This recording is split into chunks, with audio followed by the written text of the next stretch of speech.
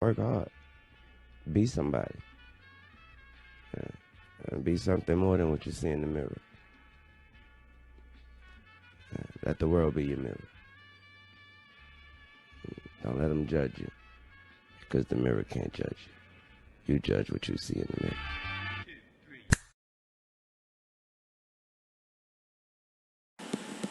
What's up, YouTube? It's Terry Knight, and I'm back with another video. Man, I'm about to react to this video. I don't even know what this video is about, to be honest. Like, all I saw was Gordon Ramsay in the title, number 16 trending. So I'm like, this video is about to be lit. I'm about to get some laughs from this video because Gordon Ramsay is probably the funniest chef on TV. So yeah, so it's called Will Masterchef Gordon Ramsay Fail. So I don't know what it's about, but we're about to find out, I guess. But like, comment, subscribe. If you're watching this video and you haven't subscribed yet, yeah, I'm looking at you. Subscribe. I'm playing. I always watch YouTubers and they always do stuff like that. It's funny, man. It's hilarious. But yeah, I don't know what I'm talking about right now. So we're about to get to the video. Yeah, like I said, I feel like I'm repeating myself. Likes, comment, and subscribe. Alright? Let's get it. Yo, what are you waiting for? Subscribe. Smash the like button too. Might as well do that too. Feel me?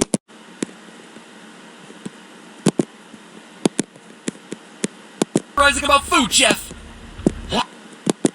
Like, we've already explored the game and film verticals, so I thought this would be a fun new arena to nerd out about. What? I feel like that's a pretty effective explanation. Stop looking at me like I'm some sort of idiot sandwich.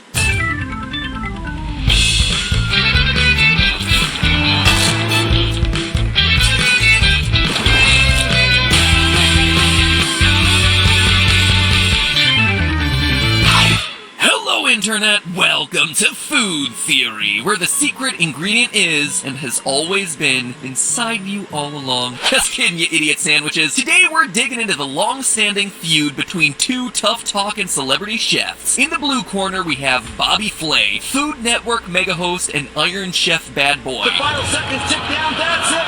They're done! The greatest battle in Iron Chef history, the Rock Crab Battle from New York is over! Raise the roof now! He's not a chef. You know, after finishing, he stood up on the cutting board. That's not right. Cutting boards and knives are sacred to us. And in the red corner is Gordon Ramsay, host of many reality cooking shows and prime candidate for anger management class. Where's the lamb sauce? For the better part of a decade, Ramsay and Flay have been trading insults, challenging one another to a head-to-head Iron Chef-style cooking contest. It all began when Gordon Ramsay made this comment in an interview with Min's Journal. Quote, "I laugh when they say, let's see if he's a real chef. Let's get him up against Bobby Flay on Iron Chef." I'm like, do me a favor, come on. I've forgotten more than he's known. The next day, Bobby Flay responded to Gordon on Twitter, quote, "Disappointed but noted. Let's settle this like men in the kitchen. No words, just knives. Show up or shut up." And Ramsay eventually did show up at Bobby Flay's Mesa Grill in Las Vegas, and Flay wasn't there. He's in New York. He's what? Bobby should be in New York, I believe. We're having a cook-off at 11:30. Bobby's not here? Since 2013, the two chefs have been going back and forth in this fashion like two middle-aged hype beasts, and yet they still haven't managed to agree on a time and place. Naturally, Bobby Flay blames it on Ramsay, and Ramsay blames it on Flay. He keeps on refusing to go up against me.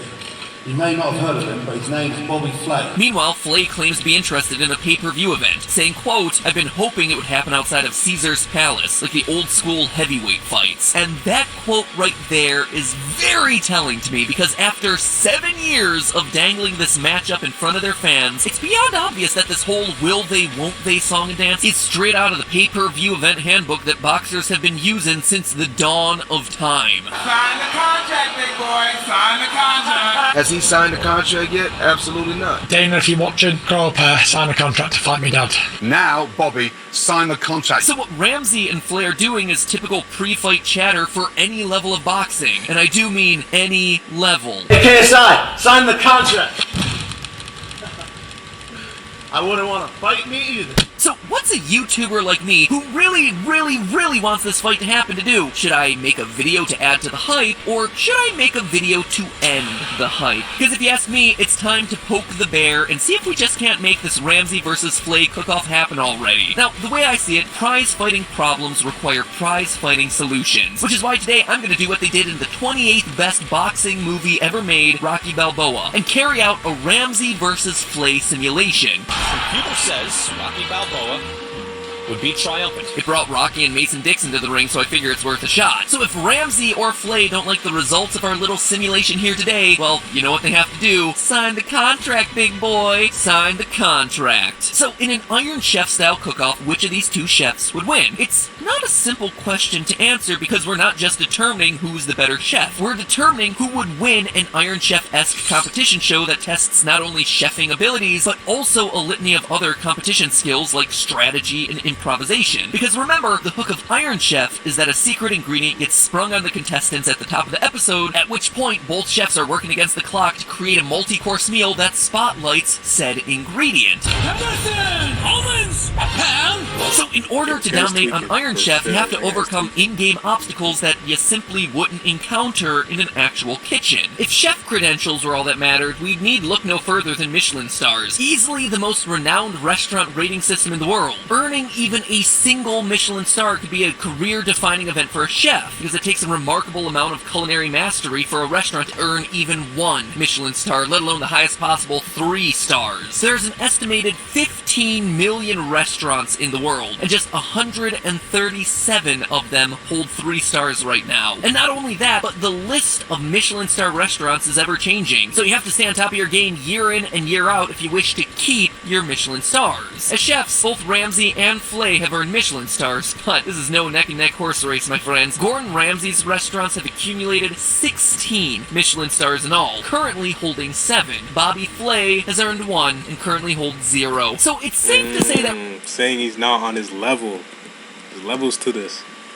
There's levels to this. Yo, he's not messing with Gordon Ramsay, I'm telling you, he's not. That's why Gordon Ramsay can talk his ish, because he can back it up, so, yeah. That Ramsay has been remarkably successful at balancing his career as both a celebrity as well as a critically acclaimed chef. And that's honestly really impressive because most chefs have to pick one or the other. Just ask Guy Fieri. Isn't that wonderful?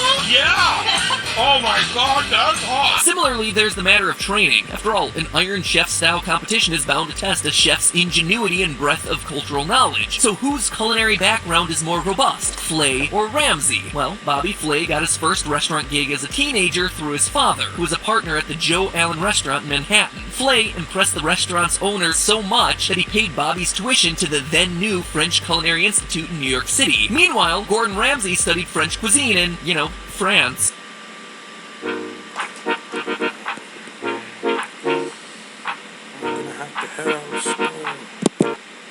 Where he worked with Michelin-starred chefs Guy Savoy and Joël Robuchon. Ramsay then studied Italian cuisine in the Mediterranean. Meanwhile, back in New York, Bobby Flay left the restaurant industry for a period of time to work on the floor of the American Stock Exchange, then took a position as a chef working for famed restaurateur Jonathan Waxman at Bud and Jams, where Flay became an expert in Southwestern and Cajun cuisine. As for Ramsay, he moved back to London and worked at numerous Michelin-starred restaurants in a variety of roles, working closely with the famed Michelin-starred chef Marco Pierre White. So Flay's training is nothing to sneeze at, but it just doesn't stack up to the worldly Michelin star-infused training that Gordon Ramsay enjoyed. This round has to go to Ramsay as well. So right now it might feel like we're piling on old Bobby Flay. It's true, he doesn't have the pedigree or critical acclaim of Gordon Ramsay, but remember, that's not what we're here deciding today. We're here to decide which chef would win head-to-head in a competition-style TV show. And Bobby Flay has more high-level experience as a cooking contestant than pretty much anyone else on the planet. Simply put, competition cooking shows are what Bobby Flay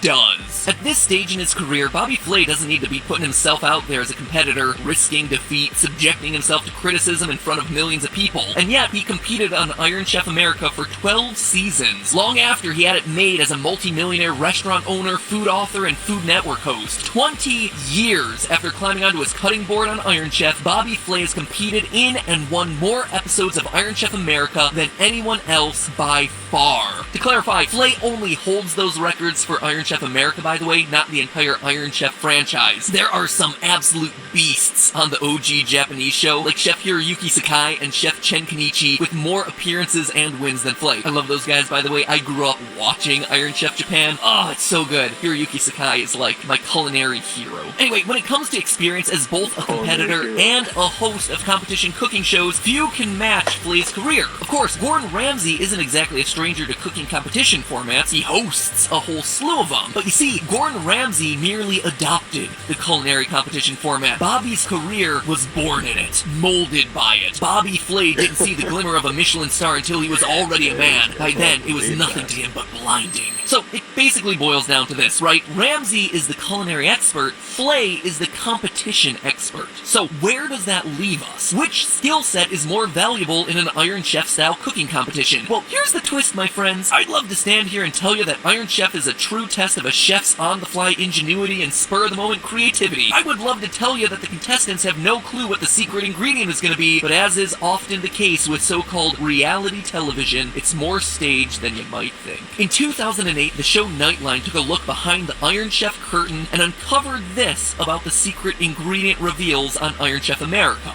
Quote, "It turns out the chefs do know in advance, kind of. Before the show, they're told the secret ingredient could be one of 3 items. From a production standpoint, this is done because the show has to stock each competitor's kitchen with the correct ingredients prior to taping. So not only do the chefs have plenty of time to practice and tweak their dishes ahead of time, but they can also guess exactly what the secret ingredient is going to be the moment they arrive on set based on what ingredients are waiting for them in the kitchen. So if improvisation..."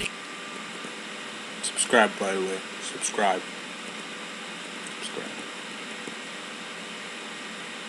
That's all.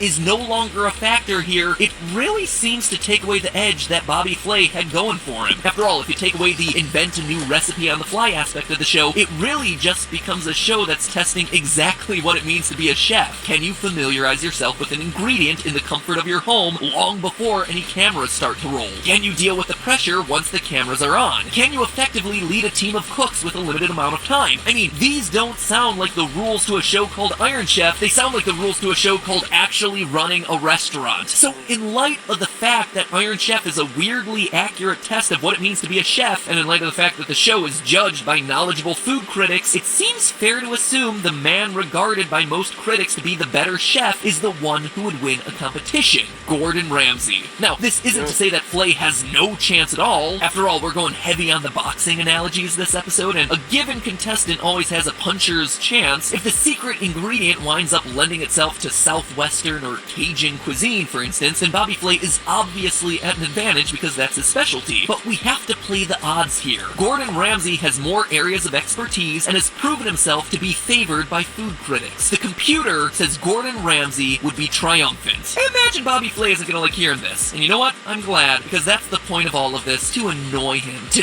nod him so much that he steps up and signs the contract. Frankly, I hope this episode makes Gordon Ramsay angry too, because let's face it, it's super entertaining to watch him get mad. Always been a dream of mine to have him scream an insult in my face. Nothing fancy, maybe just something like, "This crostata is so half-baked it could be one of your theory episodes." I don't know. No cap. He's hilarious when he's upset. Like, this guy goes ham.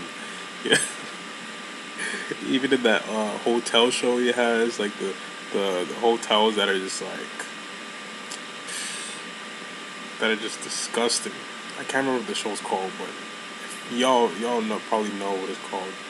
It's pretty popular. It's on YouTube. It's so funny. But Gordon Ramsay, man, like, that guy is hilarious. He's probably one of the funniest chefs on TV right now, to be honest. That guy makes me laugh. Well, donkey! You donkey! So what do you say, chefs? Can we finally get this cook-off on the books? Because after 7 years, it's high time we... But hey, that's just a theory. A food theory. Thanks for watching, Internet. Don't forget to hit that subscribe button. Unless, of course, you're an idiot sandwich, that is. Now that I think about it, what is an idiot sandwich exactly? Oh man, if only there was an episode of Food Theory that explained what is and is not considered a sandwich. Oh wait, there is. That episode exists. It was last week's episode, and it's right there for you to click on. So do it! You will be shocked, because by some definitions, a chicken wing is legally a sandwich. So do it! Click on it now, you donkey! My accent just doesn't cut it. Donkey.